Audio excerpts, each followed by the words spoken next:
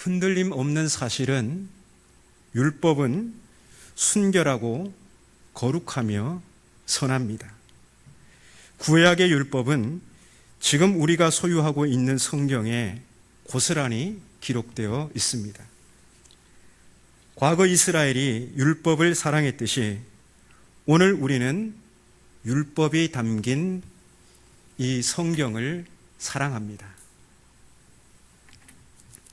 하나님께서 과거 이스라엘과 오늘 우리에게 율법을 주신 것은 그 말씀에 따라 하나님을 잘 섬기라는 것입니다.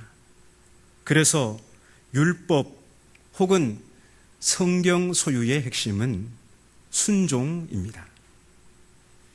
그런데 과거 이스라엘은 순종에 실패했습니다. 왜냐하면 율법에 무슨 해로운 독소가 있어서가 아니라 돌판에 혹은 목으로 기록된 율법은 글자, 율법 조문에 불과하기 때문입니다. 이 율법은 오히려 죄의 세력에 휘둘려 인간의 욕망을 더 자극하고 그래서 계명을 어기는 이들을 정죄하는 역할만 해왔습니다.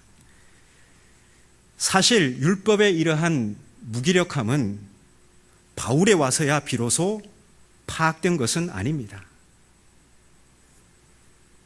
이전에는 율법이 이렇게 연약한지 몰랐는데 나중에 바울이 그것을 발견한 것은 아니라는 말씀입니다.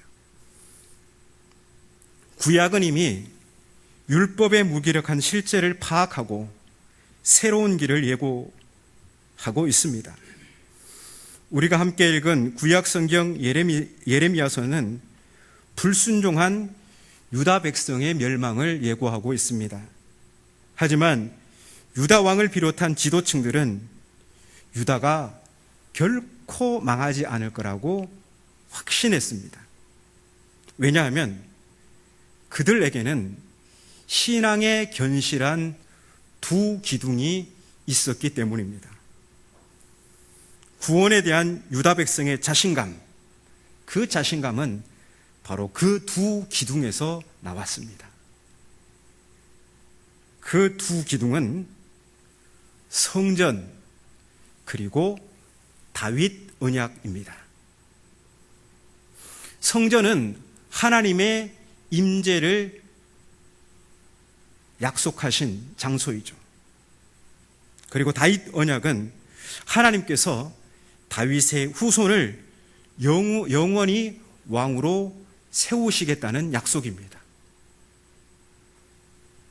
그러니까 예루살렘 성전은 여전히 성전이 건재하고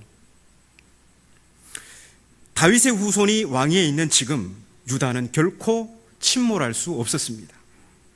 그래서 유다 백성들의 삶은 말씀에서 떠나 있었지만 성전에 오면 구원에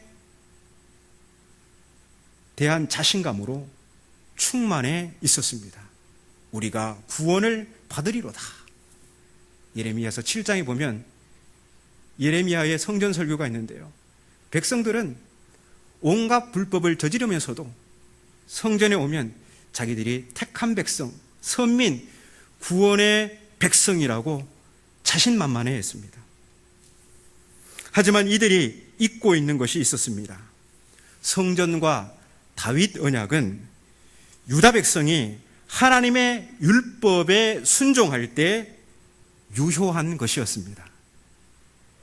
하나님은 언제나 언약에 신실하셨죠.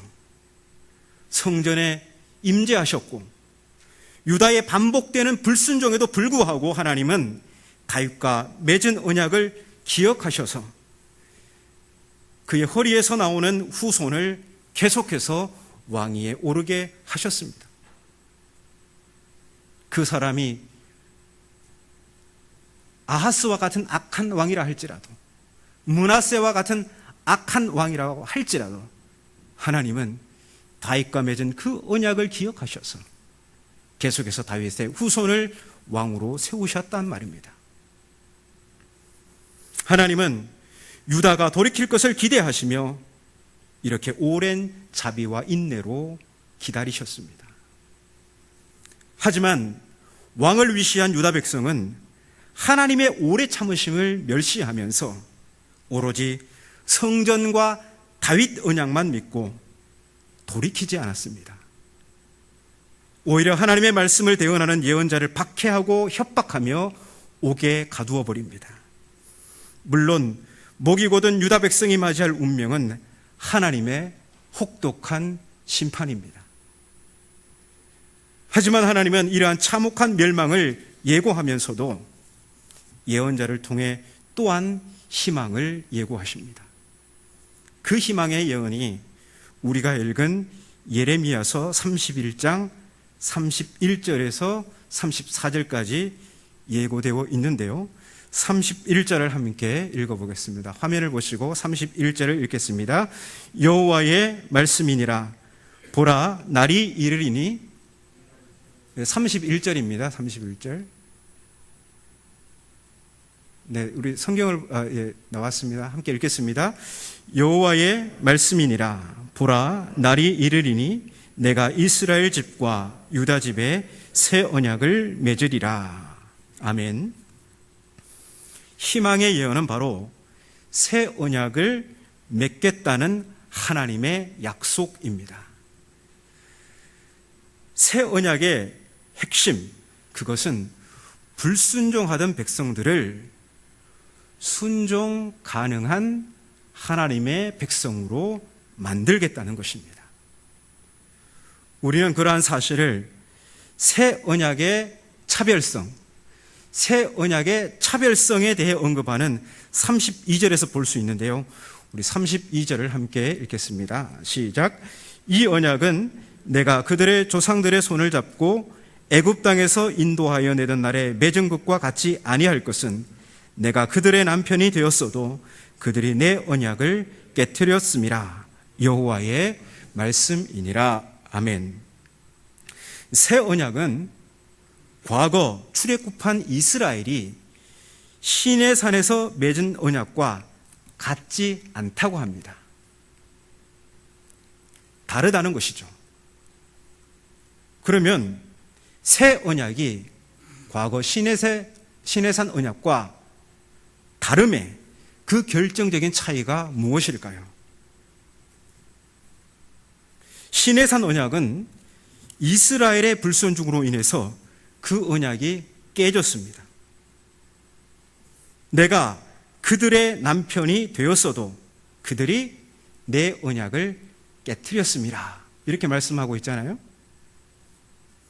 언약이 왜 깨집니까? 율법이 문제여서입니까? 아니죠. 이스라엘의 불순종 때문에 언약이 깨진 것입니다. 하지만 새 언약은 불순종을 순종으로 바꾸기 때문에 언약이 갱신되고 유지됩니다. 그래서 새 언약의 핵심은 순종을 통한 언약 갱신과 언약 유지입니다. 이제 33절은 새 언약의 언약 체결 방식의 차별성, 언약 자체도 차별이 있지만 언약을 체결하는 그 방식에도 완전히 차별이 있습니다. 그것을 말씀하고 있는데요. 우리 33절을 함께 읽겠습니다. 시작. 그러나 그날 후에 내가 이스라엘 집과 맺을 언약은 이러하니 곧 내가 나의 법을 그들의 속에 두며 그들의 마음에 기록하여 나는 그들의 하나님이 되고 그들은 내 백성이 될 것이라. 여호와의 말씀이니라. 아멘. 자, 과거 시내산에서 언약을 맺을 때 하나님은 하나님의 법을 어디에 새겨주셨습니까? 돌판에 새겨주셨습니다. 하지만 미래에 맺을 새 언약은 하나님의 법을 사람의 마음에 새겨주십니다. 하나님의 법을 마음에 새긴다. 이게 무슨 말일까요? 그것은 백성들의 마음 자세 하나하나가 하나님의 법에 최적화된다는 것, 곧 백성들이 마음으로부터 하나님의 법을 따른다는 것을 의미합니다. 어떻게 불순종하던 백성들의 마음이 순종의 마음으로 변화될 수 있을까요? 예레미야는 만물보다 심히 부패하고 거짓된 것이 사람의 마음이라고 이미 선언했습니다. 인간의 마음이 이 정도라면 인간은 자력에 의한 갱생의 가능성이 조금도 남아있지 않습니다. 그래서 이 일은 하나님이 하셔야 합니다. 하나님께서 인간의 마음을 건드리셔야 합니다. 예레미야는 이것을 가리켜 마음의 할례라고 합니다. 지금 많이 더우시죠? 에어컨을 틀어주세요. 더운데 이렇게 견디시는 것보다 에어컨을 틀고 시원한 데서 예배하시는 게 훨씬 좋습니다. 에어컨을 틀어주세요. 네.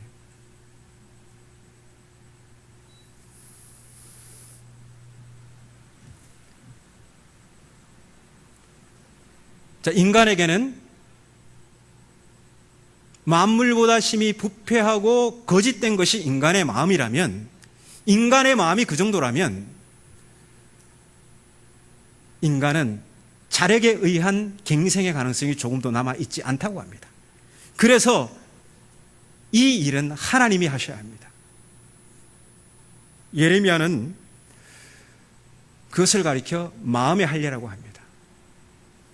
마음의 할례는 마음을 수술하는 것입니다. 만물보다 심히 부패하고 거짓된 마음을, 불순종에 최적화된 완고한 마음을 하나님의 법에 순종하는 마음이 되도록 수술하는 것입니다. 그런데 예언자 에스겔은 여기서 한 걸음 더 나아갑니다. 에스겔은 불순종하는 백성들의 마음을 수술해서 재생하는 정도가 아니라 불순종하는 백성들의 마음을 아예 통째로 떼어내서 바꾼다는 것입니다. 우리 에스겔서 11장 19절 말씀을 함께 화면을 보고 읽겠습니다. 자, 시작. 내가 그들에게 한 마음을 주고 그 속에 새 영을 주며 그 몸에서 돌 같은 마음을 제거하고 살처럼 부드러운 마음을 주어.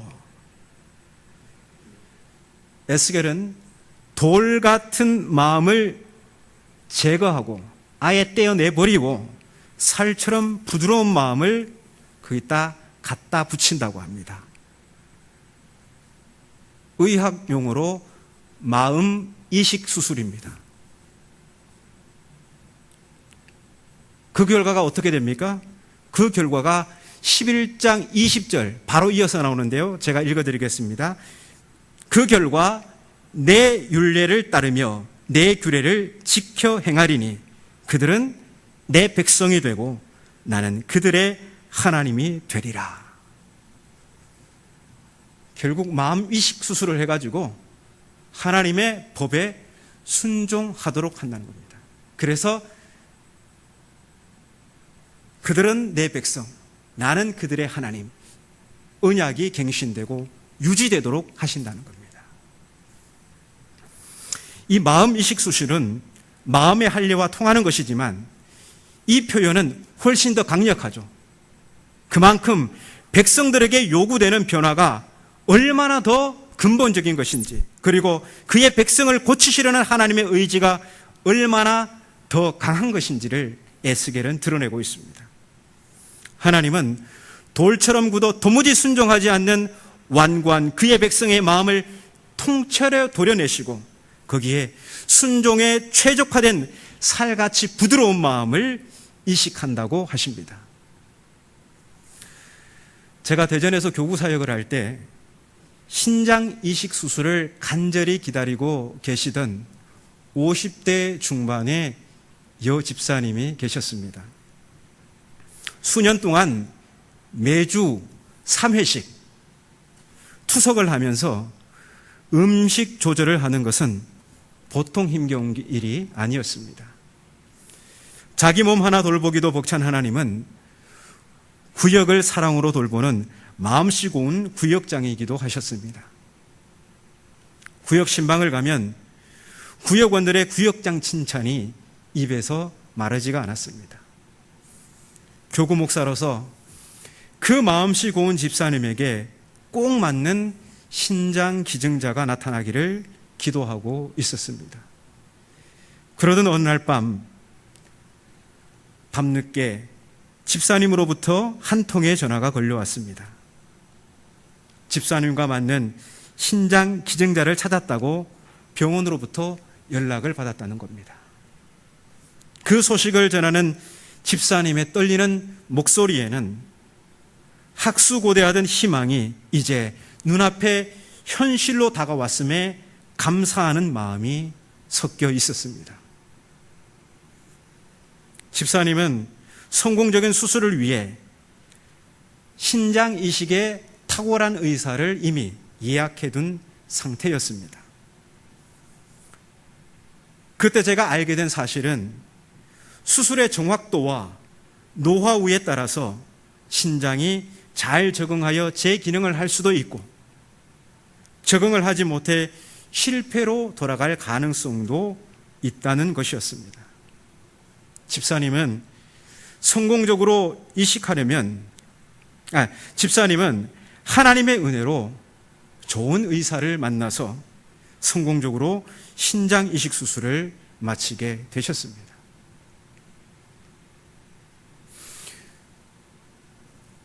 이런 신장 이식 수술, 심지어 저는 폐 이식 수술도 보았습니다. 물론 폐 이식 수술은 실패로 돌아가는 모습을 보았는데요. 여러 이식 수술은 들어봤는데 여러분도 오늘 마음 이식 수술은 처음 들어보셨죠? 여러분, 이 인간의 마음을 성공적으로 이식하려면 그 방면에 탁월한 의사가 필요하겠죠. 에스겔은 그 의사가 누구인지 분명히 알고 있었습니다. 에스겔은 그 유명한 마른 뼈 환상 이야기를 통해서 이스라엘을 회복시키는 힘이 어디에 있는가를 예언하고 있습니다. 에스겔의 답은 단순하면서도 명확합니다. 내 영을 주리니 너희가 살아나리라. 내 영을 주리니 너희가 살아나리라. 해답은 하나님의 영, 곧 성령입니다. 너희가 살아나리라. 여기서 살아난다는 것은 단순히 숨쉬는 목숨을 가리키는 것이 아닙니다. 불순종의 사람에서 순종의 사람으로 되살아나는 영적 갱생을 의미합니다. 바울은 또한 이러한 예언자 전통에 있었습니다. 바울의 해답도 다른 것이 아닙니다. 성령입니다. 바울은 죄와 사망의 법에 휘둘려 불순종하는 인간을 그 세력으로부터 구출하는 힘은 그리스도 예수 안에 있는 생명의 성령의 법이라고 선포합니다. 우리 로마서 8장 1절 2절을 함께 읽겠습니다. 이제 시작. 그러므로 이제 그리스도 예수 안에 있는 사람에게는 그 어떤 유죄 판결도 없습니다. 그리스도 예수 안에서 생명을 주는 성령의 법이 죄의 법과 죽음의 법으로부터 그대를 자유롭게 해 주었기 때문입니다. 아멘. 여러분, 여기에 보면 낯선 단어가 나오죠. 죄와 사망의 법, 또 생명의 성령의 법, 이렇게 나옵니다. 이 법이 나오니까 갑자기 이상해지잖아요. 그런 단어가 나오지 않았어요. 법이 나왔어요. 이게 법이라는 게, 생명의 성령의 법이라는 게 무엇일까? 여러분, 우리나라는 법치국가죠. 법이 제한하는 그 안에서 통치할 수 있습니다. 권력을 가진 사람이 자기 마음대로 자율적으로 이 나라를 통치하는 것이 아니라 법이 제한하고 통제하는 그 규제 안에서 지배하고 통치하고 다스릴 수 있습니다. 이처럼 생명의 성령의 법 할 때 이 법은 통치를 얘기하는 겁니다. 통치, 다스림. 그러니까 이런 거죠. 8장 1절 2절은 다시 읽으면, 그러므로 이제 그리스도 예수 안에 있는 자에게는 결코 정죄함이 없나니 이는 그리스도 예수 안에 있는 생명의 성령의 다스림이 죄와 사망의 지배로부터 너를 해방하였음이라. 분명히 이해가 되셨죠? 1절, 2절이. 바울은 생명을 주는 성령의 법이 그리스도 예수 안에 있다고 합니다. 여러분, 이게 무엇을 의미할까요? 생명을 주는 성령의 법이 그리스도 예수 안에 있다. 이것은 그리스도와 성령의 사역이 분리되지 않는다는 겁니다. 다만 바울은 8장부터 본격적으로 그리스도의 사역을 이제 성령의 언어로 풀어가고 있는 것입니다. 그래서 성령이 언급된 곳은 곧 그리스도께서 역사하는 자리입니다. 반대로 그리스도가 언급되는 곳에도 언제나 생명을 주시는 성령이 역사하는 자리입니다. 그래서 우리를 죄와 죽음의 지배로부터 구출하는 힘은 그리스도 예수 안에 있는 생명의 성령의 법, 생명의 성령의 다스림인 것입니다. 그런데 죄와 죽음의 법에서 해방시키는 성령의 사역이 곧 마음 이식 수술입니다. 생명을 주시는 성령은 죄와 죽음의 지배 아래에서 봉사하던 우리의 마음을 떼어내시고 의와 거룩함에 봉사하는 새 마음을 이식하십니다. 내 영을 주리니 너희가 살아나리라 라는 에스겔의 예언처럼 성령의 마음 이식 수술을 통해서 순종하는 마음으로 되살아나는 것입니다. 그래서 성령이 하시는 일은 성령이 주신 새 마음으로 불순종에서 순종의 사람으로 변화시키는 것, 그게 바로 성령의 일이십니다. 본문 4절은 이렇습니다.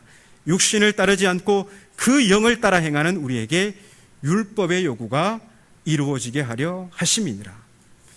여기에 보면 또 율법이 등장합니다. 아직도 살아남았습니다. 왜 그렇습니까? 율법은 결코 죽지 않습니다. 예수님의 말씀처럼 천지가 없어지기 전에는 율법의 1.1획도 결코 없어지지 않습니다. 율법은 여전히 순결하고 거룩하며 선합니다. 여러분, 반복해서 말씀드리지만 복음은 결코 하향 편준화가 아닙니다. 언약 성취 혹은 구원은 율법의 요구를 철회함으로써 이루어지는 것이 아닙니다. 하나님은 단 한 번도 율법을 지키지 말라고 한 적이 없습니다. 너희들 율법을 지키는 게 불가능하니까 이제 지키지 마.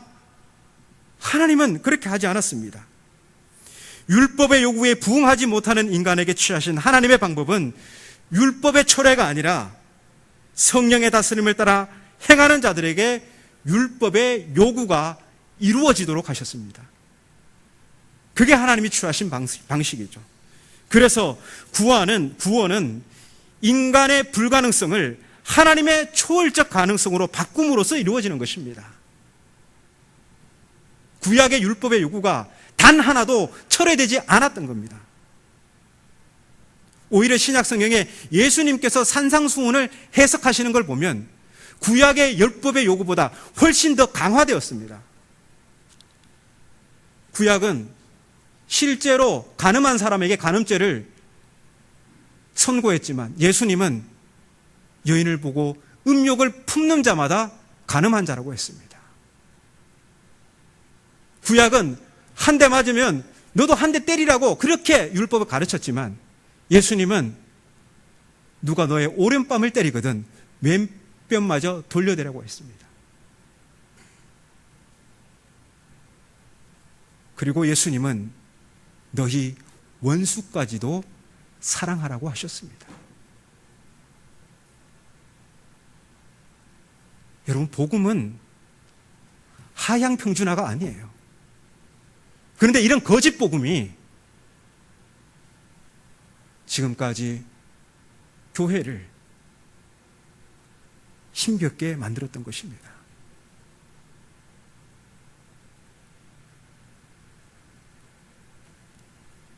내 영을 주리니 너희가 살아나리라. 복음은, 구원은 하나님의 열심으로 이루어지는 것입니다. 그래서 복음은 인간의 노력이 아니라 하나님의 능력인 것입니다. 그리고 하나님의 능력은 바로 그리스도 예수 안에 있는 생명을 주시는 성령의 다스림입니다. 옛날 미국 펜실베니아주에 감리교계의 유명한 명물 두 가지가 있었습니다. 하나는 유명한 교회요, 또 다른 하나는 유명한 목사님입니다. 이 교회가 왜 유명한가 했더니 이 교회는 아무리 좋은 목사님이 부임을 해도 6개월을 넘기지 못하고 쫓아내서 유명해졌습니다. 또 목사는 아무리 좋은 교회일지라도 부임한 지 6개월도 못 돼서 나오기 때문에 유명해졌습니다. 그래서 그 교회와 그 목사에게 마른 막대기 교회, 마른 막대기 목사란 별명이 붙게 되었습니다. 또 어느 교회에서 6개월도 되지 않아 교회를 박차고 나온 목사는 심우할 교회가 없었습니다. 목사가 사역하지 못하고 있으니 얼마나 답답했겠습니까? 그래서 목사는 감리사에게 부탁해서 간신히 파송받아 부임하게 되는데 그 교회가 운명의 장난인지 마른 막대기 교회였습니다. 아주 잘 맞는 곳이네요. 6개월.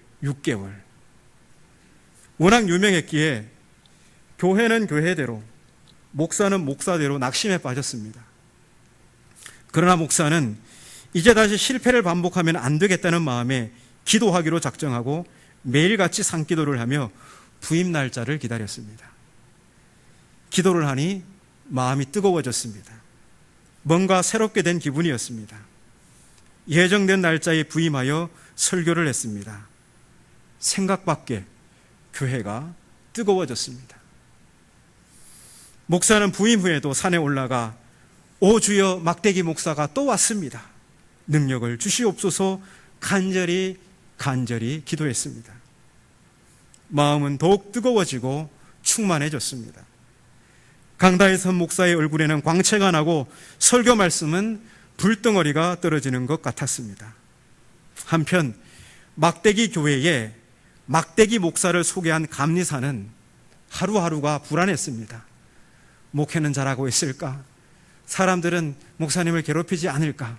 이런저런 걱정에 예고도 없이 조용히 막대기 교회에서 하는 밤 집회에 참석하게 되었습니다. 교회 앞에 도착했는데 아니나 다를까 왁작지근한 소리가 들려왔는데 그래서 아이고 벌써 싸움질하고 난리가 났구나 마음이 덜컥 내려앉았습니다. 그리고 예배당에 올라갔더니 밖에서 들었던 그 소리는 성도들의 뜨거운 통성 기도였습니다. 감리사는 큰 은혜를 받고 돌아왔습니다. 다음날 감리사가 막대기 목사에게 물었습니다. 이 일이 어찌 된 것입니까? 막대기 목사가 대답합니다. 감리사님, 마른 막대기에 불이 붙었으니 얼마나 잘 타겠습니까? 이제 마른 막대기 교회와 마른 막대기 목사는 펜실베니아주에서 가장 은혜 있는 교회요, 능력 있는 목사로 유명해졌습니다. 여러분, 우리는 마른 막대기와 같이 하나님의 율법 요구에 부응할 힘이 없습니다. 우리에게는 그런 능력이 없습니다. 그렇지만 성령은 그런 우리의 마음을 변화시키셔서 아니면 아예 그 마음을 통째로 바꾸셔서 율법의 요구인 사랑의 계명을 실천하도록 도우십니다. 성령께서는 그러한 능력이 있으십니다. 그래서 성령이 해답입니다. 그 성령은 아브라함과 사라의 죽은 몸을 되살려 생명을 창조하신 하나님의 능력이십니다. 그 성령은 골짜기의 마른 뼈들을 되살려 극히 큰 군대를 이루신 하나님의 힘이십니다. 그 성령은 동정녀 마리아의 자궁에 하나님의 메시아를 착상시킨 하나님의 권능이십니다. 그 성령은 또한 예수 우리 주를 죽은 자 가운데서 살리신 부활의 하나님이십니다. 이러한 사실을 통해 우리가 직면하는 도전은 바로 이것입니다. 우리는 하나님이 우리 죽은 몸을 되살리시며 우리를 새로운 존재로 만드실 수 있음을 믿는가? 오늘 우리는 그 믿음을 삶으로 증명하고 있는가?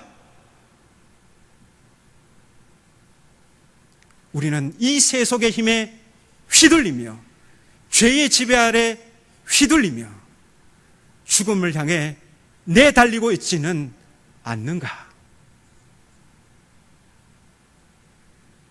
첫 시간을 떠올려 봅니다. 복음과 복음 아닌 것의 절대적 차별성은 생명 창조 능력 여부에 달려 있다고 했습니다. 율법도 인간적 노력도 생명을 창조할 수 없습니다. 그러나 오직 그리스도 예수 안에 있는 생명을 주시는 성령은 그 일이 가능합니다. 그리스도 예수 안에서 생명을 창조하는 성령의 다스리심이 이 한 주간도 여러분의 모든 삶에 나타나심으로 영생을 향한 순례자로 승리하시기를 바랍니다.